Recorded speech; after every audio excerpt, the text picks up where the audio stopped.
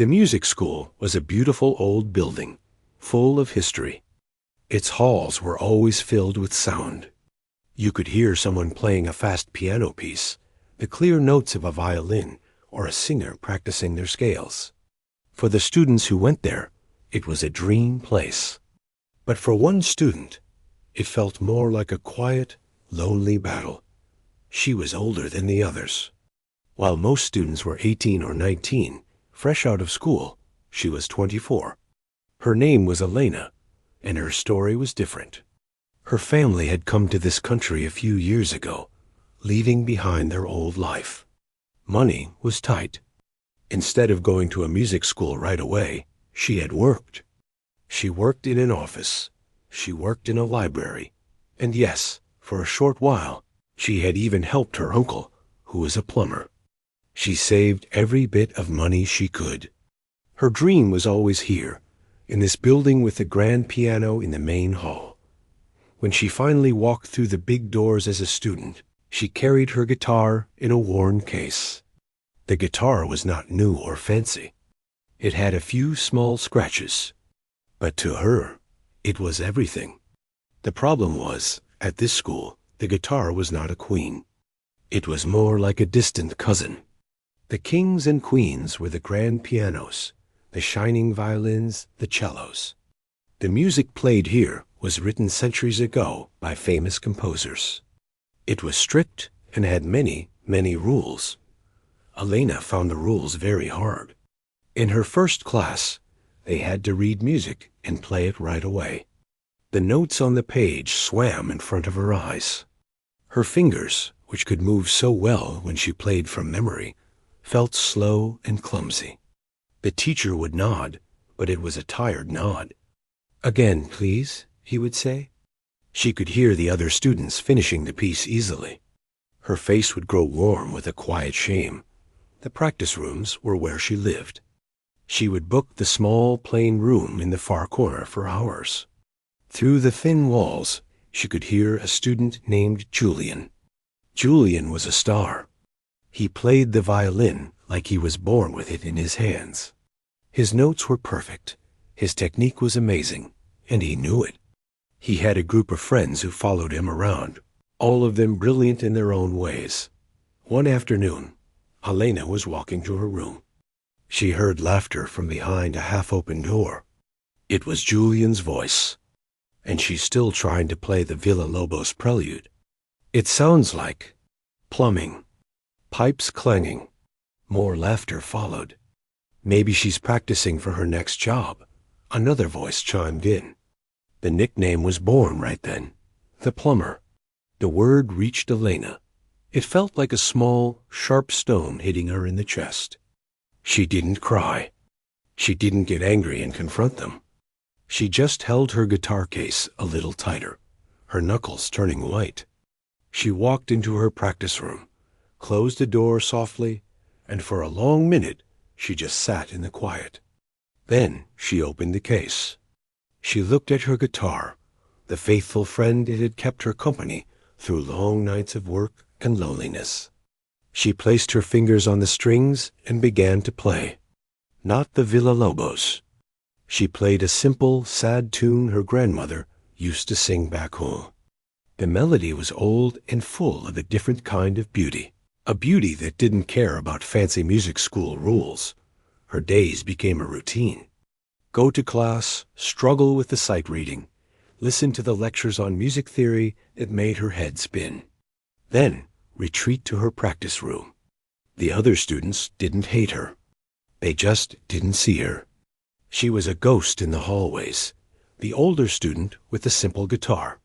They were busy with their own recitals, their own dreams of joining big orchestras. Her dream was harder to see. It was blurry, like a picture out of focus. Only one person seemed to look at her directly. Professor Alistair, her assigned advisor. He was a kind man, but his kindness was wrapped in tiredness. He had seen many talented students come and go. At their monthly meeting, he would look at her practice records. "Your dedication is remarkable, Anna," he would say, rubbing his forehead. "But this path, it is very steep. Your technique is improving, yes. But music, it is not just about hitting the right notes. It is about speaking through the notes. I am not yet hearing your voice. His words were meant to help, but they felt heavy. They felt like a door slowly closing. What was her voice? All her life, music had been a private thing, a comfort. Here, it was a language everyone else seemed to speak fluently. While she was still learning the alphabet dot, as the winter term ended, the air in the school changed. A nervous energy crackled. The final graduation recital was announced. Every final year student had to perform one major piece on the big stage in front of everyone, the whole school, important guests, and strict judges. It was the most important performance of their lives at the school. Panic, cold and real, started to curl in Elena's stomach. She saw Julian and his friends choosing their pieces, big, impressive concertos that would show off every skill they had. They talked about it loudly in the common room, their confidence like a bright light. Elena sat in the corner, her notebook open. Her advisor had suggested a standard sonata. It was safe. It was what was expected. That night, in her silent apartment, she tried to play it. Her fingers did the movements, but the music felt dead. It felt like wearing someone else's stiff, formal clothes. She stopped. She put the music sheet away. She picked up her guitar, and without thinking, let her hands go where they wanted. They found the folk melody from her grandmother. But this time, her other fingers started adding more notes around it, harmonies she was learning in theory class, a bass line that walked underneath. It was a mix of the old world and the new. It wasn't perfect. A few wrong notes rang out. But for a moment, it felt alive. It felt like hers. She didn't know it yet, but that quiet night at her apartment was the first small turn on a new path. The real struggle was just beginning. The jokes at school, the doubting teachers, the mountain of expectations, they were all still there. But now, deep inside, a tiny, stubborn flame had been lit. The question was, could she protect that flame long enough to let it become a fire? The pressure in the air became thick enough to feel. You could walk the halls of the music school and tasted a mix of sweat, rosin from violin bows, and pure fear. Everyone was preparing for their final recitals. Practice rooms were booked day and night, filled with the sound of the same difficult passages played over and over, stopping and starting. The frustration clear in every pause. Elena stayed in her usual corner room, but now the door was always firmly shut. Inside, she was fighting a battle. She was trying to force the classical sonata, the one her advisor had approved, to come alive under her fingers. She played the notes exactly as written on the page. Her timing was perfect. Her technique, after years of lonely practice, was actually quite good. But the music sounded flat. It sounded careful. It was like watching someone give a speech in a language they don't really understand. All the words are right, but the meaning is lost. Her meeting with Professor Alastair, her advisor, confirmed her worst fear. She sat in his small, book-filled office. Sunlight came through the window, showing dust dancing in the air. She played the sonata for him from start to finish. She didn't make a single mistake. When the last note faded, there was a long silence. Professor Alastair took off his glasses and cleaned them slowly. He was a kind man, but his face looked heavy with thought. "Elena," he said finally, his voice gentle. "That was technically correct. Every note was where it should be." He paused, and Elena felt a small hope spark. But then he put his glasses back on and looked at her, not unkindly. "That is the problem. It is only correct.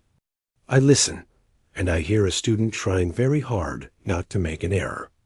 I do not hear you. Where is the feeling? Where is the point of view? This piece, it needs a story. Right now, it is just a report of what is on the page." His words sank into her like stones in deep water. They weren't mean. They were true. That was what made them so terrible. She had worked so hard to get the notes right, and it still wasn't enough. The voice he kept talking about was a mystery to her. How do you find a voice when everyone expects you to sound like someone else? She packed her guitar, her heart feeling like a lump of lead in her chest. As she left his office, she passed the main recital hall. The doors were open. Inside, Julian was practicing on the big stage, under the bright lights. He was playing his chosen violin concerto. The music was powerful, fast, and brilliant. It flew around the empty hall like a wild, beautiful bird. He finished with a huge dramatic note and let his bow drop to his side, a satisfied smile on his face. He saw Elena standing in the doorway. "Oh, hello," he said, his voice echoing. "Just getting ready for the real thing. It's about making an impact, you know." He didn't call her the plumber to her face. He didn't have to. The way he looked at her, and her simple guitar case, said it all. She was a visitor in his world. That night, back in her small apartment, Elena felt completely broken. The four walls seemed to press in on her. The sheet music for the sonata sat on her stand, the notes blurring together. She felt a hot rush of tears behind her eyes. This was it. She had given up years of her life, worked terrible jobs, saved every penny, all to come here and be told she had no voice. To be a joke. In defeat, she didn't reach for the sonata. She didn't want to hear its proper, polite sounds. Instead, she picked up her guitar and held it close, almost like it was the only friend she had left. Without thinking, her fingers found their way to a comfort zone. They began to play the old folk melody from her childhood, the one her grandmother sang. It was a simple, soulful tune, full of longing for a faraway place. But this time, something different happened. Her left hand, trained by countless hours of classical exercises, started to add more. It found a bass note that wasn't part of the old tune, a low, deep sound that rumbled like distant thunder. The fingers on her right hand, used to complex patterns, began to weave a delicate harmony around the main melody. It wasn't planned. It was an accident, a moment of pure feeling. The sad folk song met the sophisticated techniques she had worked so hard to learn. A wrong note chimed here and there, but it didn't matter. For the first time in months, the music coming from her guitar didn't sound like practice. It sounded like a feeling. It sounded like home and loss and hope, all mixed together. She played like that for almost an hour, lost in a world of her own making. She didn't see the quiet street outside her window. She didn't hear the neighbor's television. She was somewhere else. When she finally stopped, the silence in her apartment was different. It wasn't the empty silence of failure. It was a full, warm silence, like the quiet after a heartfelt conversation. A crazy, impossible idea began to form in the back of her mind. It was a tiny, fragile seed. What if? What if her graduation piece wasn't someone else's story? What if it was hers? The thought was terrifying. It would mean going against her advisor's advice. It would mean throwing away the safe choice. It would invite more laughter, more doubt. Julian and the others would think she had completely given up, but as she looked at her hands, still resting on the strings, she remembered the feeling of the music that had just happened. It was messy and imperfect and real. It was the first time in this long, hard year that the music had truly felt like it belonged to her. She had a choice. She could spend the next few weeks trying to put a spirit into a piece that wasn't hers, likely failing in front of everyone. Or she could try to build a piece from that tiny, real spark inside her and risk failing in an entirely different and much more personal way. The safe path was laid out in front of her, clear and expected. The other path was a dark, overgrown trail she couldn't see the end of. That night, staring at the worn wood of her guitar, the girl they called the plumber made her decision. She would not try to fix someone else's pipes. She would try to build her own house. The decision was made, but now the real work began. A heavy, nervous energy settled in Alana's stomach and wouldn't leave. She had to tell her advisor. Walking to Professor Alistair's office felt like walking to the edge of a very high cliff. Her guitar case felt heavier than ever. She knocked on his door. When she went in, he was surrounded by stacks of sheet music. He looked up, a little surprised to see her outside their scheduled time. "Elena, is everything all right?" She took a deep breath, her words coming out in a quiet rush. "Professor, I have decided. I will not play the sonata for my recital. I am going to perform my own composition." For a long moment, he just stared at her. He put down his pen slowly. "Your own composition," he repeated, his voice flat. He leaned back in his chair, the old leather creaking. "Elena, the final recital is not an experiment. It is an examination. You are to demonstrate the skills this school has taught you. A standard repertoire piece does that. An original piece?" He trailed off, shaking his head. "It is an enormous risk. The judges will be harsh. They will look for weakness, for a lack of structure. Why would you choose this?" She met his eyes, her own feeling wide and vulnerable. "Because when I play the sonata, you do not hear me. I think with my own music, you might." He studied her face. He saw the fear, but underneath it, he saw a stubborn hardness he hadn't noticed before. It wasn't arrogance. It was necessity. He sighed, a long, tired sound. "I cannot approve this. It is against my advice, but I also cannot stop you. You are a graduating student. The choice is yours." He looked down at his papers, a clear signal that the meeting was over. "I hope you know what you are doing." She left his office feeling neither approved nor rejected, but utterly alone. The path was hers now, for better or worse. The news spread through the school like a quiet ripple. Julian heard it from a friend in the administration office. He found her later, sitting on a bench in the courtyard, scribbling notes in a small notebook. "I heard you're going to perform your own piece," he said, not unkindly, but with a tone of pure disbelief.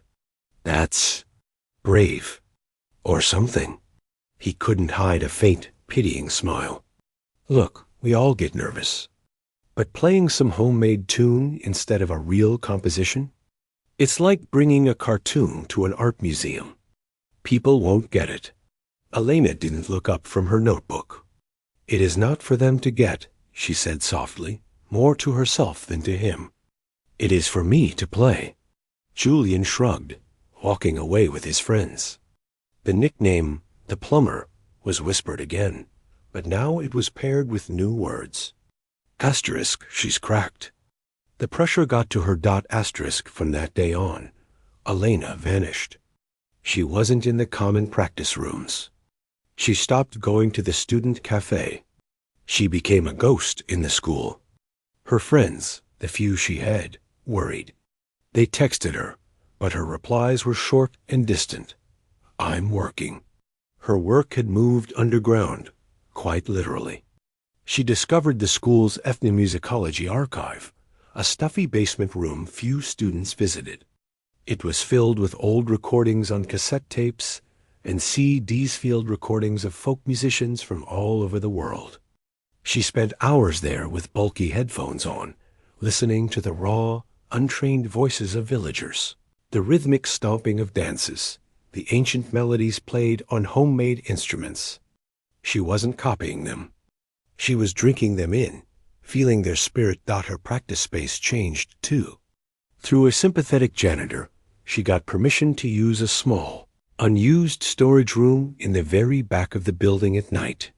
It had no window, just a single light bulb. It was silent and isolated. Here, no one could hear her, and in that little room, she began to build her house.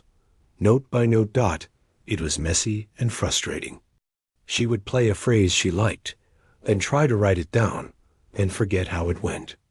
Melodies would come to her in the middle of the night, and she would have to hum them into her phone. She brought in a small, simple recorder to capture her ideas. The piece wasn't born whole. It was assembled from fragments of her life. The soul of it was her grandmother's folk song. That was the heart, the central story. Around it, she built a world. She used a complex classical finger-picking pattern she had mastered for her exams, but she slowed it down, made it deeper, so it sounded less like an exercise and more like rainfall. She used the rhythms she heard in the archive recordings, odd, lopsided beats that felt alive, not perfect. She incorporated a technique where she tapped the body of the guitar like a drum, creating a heartbeat underneath the melody. Some nights were terrible. She would hit a wall. The pieces wouldn't fit. It would sound like noise, a chaotic mess. She would put her head in her hands, full of doubt. Julian was right. This was a mistake. She was going to walk onto that grand stage and give them proof that she never belonged. But other nights, magic happened. She would be playing the folk tune, and her tapping would find the perfect syncopated rhythm. The bass line would fall into place, holding everything together like strong roots. The harmony would shift into a chord that was not quite major, not quite minor, but sounded exactly like the feeling of missing a home you can't return to. In those moments, a chill would run down her arms. She wasn't just remembering anymore. She was speaking. One of these nights, very late, there was a soft knock on the storage room door. Startled, Elena opened it. It was Professor Alistair. He had a key to everything. He stood there in his rumpled coat, looking old and tired. I was working late. I saw the light, he said. His eyes went to the notebook covered in scribbles, the recorder, the guitar in her lap. May I? She nodded, too nervous to speak. He came in and sat on an old wooden chair. Play for me, he said. Not all of it, just something. Her heart hammered against her ribs. This was worse than the stage. This was one person, the one whose opinion mattered most, listening in this raw, small space. With trembling fingers, she played the central section, where the folk melody wrestled with a storm of fast, percussive notes before resolving back into a gentle, sorrowful lullaby. When she finished, the room was silent. She couldn't look at him. She stared at the floor, waiting for the gentle letdown, the final, kind rejection. Professor Alistair didn't speak for a full minute. When he did, his voice was thick. I see now, he said quietly. He stood up, his knees cracking. He didn't praise her. He didn't criticize her. He simply looked at her with entirely new eyes. Do not stop working, was all he said before he turned and left, closing the door softly behind him. He didn't give her approval, but he had given her something else, recognition. He had seen the spark. Now she had to turn it into a fire that could survive the cold, judging air of the graduation hall.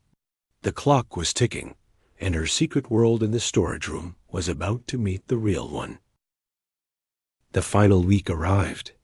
A strange quiet fell over the music school, but it was not a peaceful quiet.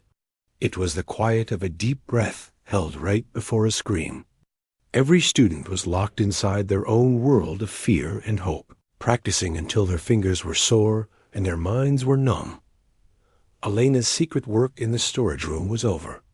She had to join the others in the main practice rooms now, because they needed to get used to the feel of a bigger space, the echo of their instrument. The first time she walked into one of the nice upstairs rooms, her heart sank. The walls felt thin. Everyone would hear her. They would hear her strange, hybrid piece with its folk heart and its tapping beats. and the whispers would start all over again.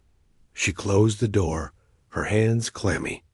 She took out her guitar, the familiar scratches and marks a small comfort. She began to play. Almost immediately, she heard a faint snicker from the hallway outside. Then, a muffled voice, imitating the percussive tap-tap-tap she had just done on the guitar's body. Her face burned. She kept playing, but her fingers stumbled. The magic of the storage room was gone, shattered by the reality of other people's judgment. This was her new battle. She wasn't just fighting to perfect the music anymore. She was fighting to believe in it, while the world around her thought it was a joke. She ate her lunches alone in the courtyard, hunched over her notebook, making tiny changes to the score. She could see Julian and his group across the way, relaxed and confident, talking about the famous musicians who might be in the audience. One afternoon, she was in the library, looking for a book on musical structure, trying to make sure her cartoon, as Julian called it, had a solid backbone. She overheard two younger students at the next table. The one with the guitar? Yeah, she's doing her own thing. Heard a bit of it. Sounds like World Music Night at a coffee shop. Not really graduation recital material, you know. Elena quietly gathered her things and left, the words ringing in her ears. Not graduation recital material. Was that true? Was she about to turn the most important moment of her musical life into a silly, embarrassing spectacle? Doubt became a constant companion, a cold voice in her ear. It was louder in the bright, exposed practice rooms. It was quieter in her apartment at night. There, with the curtains drawn, she could sometimes find her way back to the feeling. She would remember her grandmother's face, the smell of her kitchen, the sound of that old song. She would remember the look on Professor Alistair's face in the storage room. Not praise, but a kind of shocked respect. She clung to that memory. It was the only life raft she had. The day before the recitals, the school held a short briefing for all the final year students. They gathered in a lecture hall. A nervous energy buzzed in the room. The head of the department went over the schedule, the rules, the judging criteria. You will be assessed on technical proficiency, interpretive skill, stage presence, and artistic integrity, he said, his voice echoing. Artistic integrity. The words stuck in Elena's mind. It meant being true to the art. Was she being true to her art? Or was she just being stubborn and foolish? She didn't know anymore. After the talk, as everyone filed out, Julian fell into step beside her. For once, he wasn't smiling. He looked serious, almost concerned. "Look," he said, his voice low. "I heard you practicing. That piece you're doing, it's different." He paused, choosing his words carefully. "I'm not saying it's bad, but this isn't the place for different. The judges, the audience, they want to hear what they know. They want to hear excellence in a language they understand. You're speaking in your own language. They might not listen." It was the closest thing to kindness he had ever shown her. It wasn't an insult. It was a warning from someone who understood the game, and it terrified her more than any joke ever had. "Thank you," she said quietly, not knowing what else to say. He nodded and walked away to join his friends. That last night, sleep was impossible. Elena lay in the dark, her mind racing. She saw herself walking onto the stage, the lights blinding her. She saw herself starting to play, and then hearing a single clear laugh from the audience.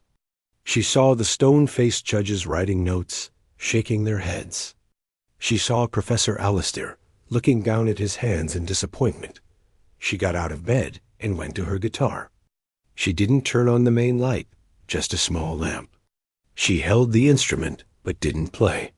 She just ran her fingers over the wood. This was it. This was the companion that had been with her through everything, through the long hours of work, the lonely nights in a new country, the struggle at school. It wasn't just a tool. It was a part of her story. She thought about why she started this in the first place. It wasn't to impress Julian or the judges. It wasn't even to prove the bullies wrong. It was because that day in Professor Alistair's office, she realized playing someone else's perfect music felt like wearing a mask. She was tired of wearing a mask. If she was going to fail, she wanted to fail as herself. A strange calm settled over her. The fear was still there, a fluttering in her stomach, but it was now sitting beside a new feeling, resolve. She had built this piece from the broken pieces of her journey, the folk song of her past, the rigorous techniques of her present, and the uncertain hope for her future. It was honest. That had to count for something. The morning of the recitals dawned bright and clear. Elena dressed simply in a plain, dark dress. She didn't look like a star. She looked like herself. She packed her guitar, her strings fresh, the wood-polished dot. The backstage area was a chaos of whispered scales, last-minute tuning, and pale, tense faces. Julian was there, looking focused, his violin case in his hand. He was performing right before her. He saw her, gave her a small, tight nod. It was the nod of a fellow soldier going into battle. Even if they were fighting different wars, she could hear the sounds from the hall, the polite applause, the clear notes of a piano, the nervous coughs of the audience. Her turn was getting closer. Her hands were cold. She closed her eyes and didn't practice her piece. Instead, she hummed her grandmother's song just to herself. She pictured not the crowd of judges, but her grandmother's face. She was playing for her dot then. It was time.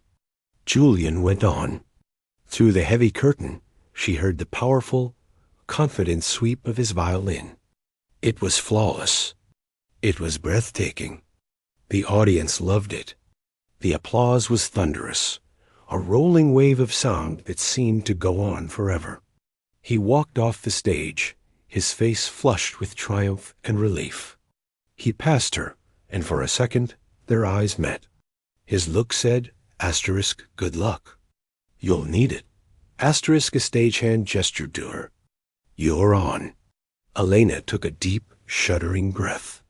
She picked up her simple, scratched guitar case. She walked past the velvet curtain, out of the shadows of the wings, and into the blinding, white-hot light of the stage. The light was the first shock. It was hot and white, pushing against her eyes, making the world beyond the edge of the stage vanish into a deep, black nothing. For a second, she was blind and utterly alone.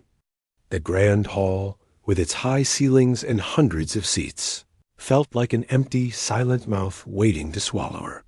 Her shoes made a soft, too loud sound on the wooden stage. In the front row, she could just make out the shapes of the judges, their faces serious and unreadable. Somewhere in that blackness were her classmates, the teachers and strangers who had paid to hear a proper concert. Her heart was a frantic bird trying to escape her chest. Her fingers felt numb and clumsy. She reached the simple wooden stool in the center of the stage. She sat down, the movement stiff. She opened her guitar case, the familiar click of the latches somehow calming in the vast silence. She took out her guitar. It looked so small, so plain under these huge lights. From the audience, someone coughed. It was a dry, impatient sound. This was it. The moment she had worked for, cried over, and doubted for months. She adjusted the microphone, her hands trembling. She closed her eyes, shutting out the blinding light, and tried to find the quiet place inside. She thought of her storage room. She thought of her grandmother's kitchen. But all she could hear was the echo of Julian's perfect performance, and the heavy, expectant silence that had followed it, a silence that felt like judgment, already past. She placed her fingers on the fretboard. They felt like strangers' fingers.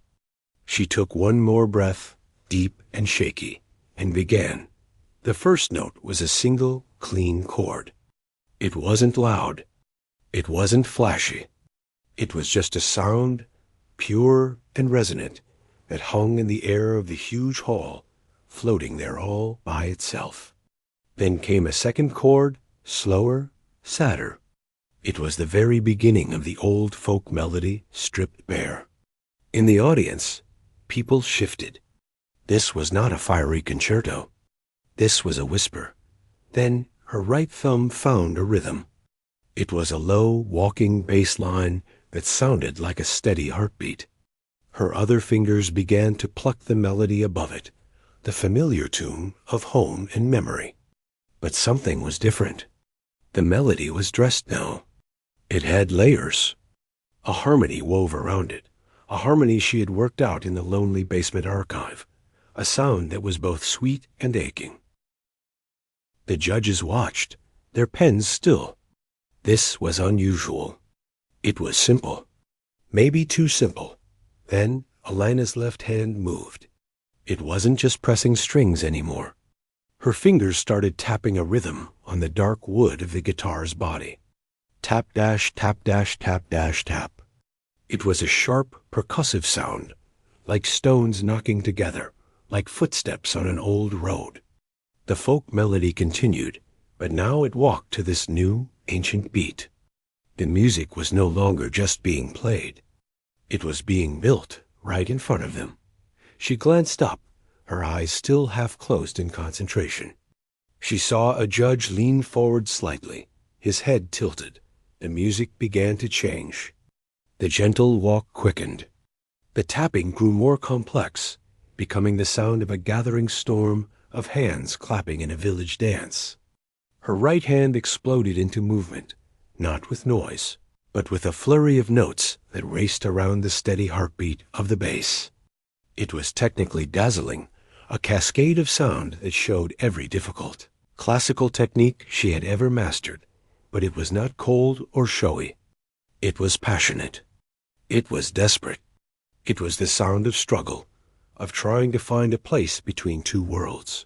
The folk melody was still there, but it was fighting now, wrestling with this storm of notes. The music swelled, filled with a raw, beautiful tension. In the audience, no one moved. No one coughed. They were leaning in, their faces caught in the light from the stage. They were being told a story without words. A story about leaving, about remembering, about trying to fit old souls into new skins. Julian, sitting in the third row, felt his earlier satisfaction freeze and then melt away. His performance had been a brilliant display, a perfect jewel. This was something else. This was watching someone dig into the earth with their bare hands and pull up something raw and real. He wasn't hearing a student. He was hearing a person. At its highest, most intense point, the storm broke. Suddenly, with a gentle sweep of her hand, Elena let it all fall away. The tapping stopped. The flurry of notes vanished. All that was left was the simple, clean folk tune again, but now it was slower, weighed down with everything that had happened. It was a memory after a long journey. It was a sigh. She played the last few notes so softly, they were almost just a thought, a breath against the strings. And then, it was over. The final note faded into the absolute silence of the hall. Elena's hands fell into her lap. She felt drained, empty. She kept her head down, staring at the guitar in her lap. She had done it. She had given them everything. The silence that followed felt complete, total. It was the silence of a held breath. In her mind, it was the silence of failure. They didn't understand. They were confused. She had brought a cartoon to their art museum, and now they were staring in polite, bewildered silence. The heat of shame began to creep up her neck. She wanted to get up, to run, to hide. Then a sound cut through the quiet. Clap. It was a single solid clap from the front row. Then another. Clap, clap. She looked up, dazed. It was Professor Alistair. He was on his feet, his face streaked with tears he wasn't even trying to hide. He was clapping, not fast, but with a powerful, deliberate His eyes were locked on hers, and he was nodding, not as a teacher to a student, but as one person to another dot. It is like a dam breaking dot. Another judge stood up. Then another. A wave of movement swept through the blackness as the entire audience rose to their feet. The silence shattered into a roar of applause. It wasn't the polite applause they'd given the others. It was louder, warmer, filled with shouts and whistles. It was the sound of people not just appreciating skill, but being moved. Elena stood up, her legs weak. She looked out at the sea of standing, clapping people.